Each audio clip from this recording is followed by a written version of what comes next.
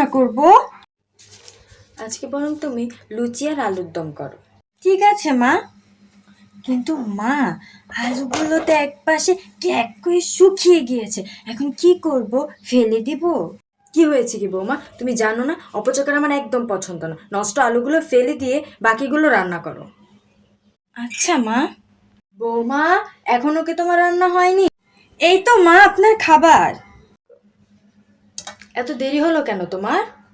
যেই তরকারিটা রান্না করে পাশে রেখেছি, হঠাৎ একটা ইঁদুর এসে ধপাস করে তরকারিতে পড়ে গেল।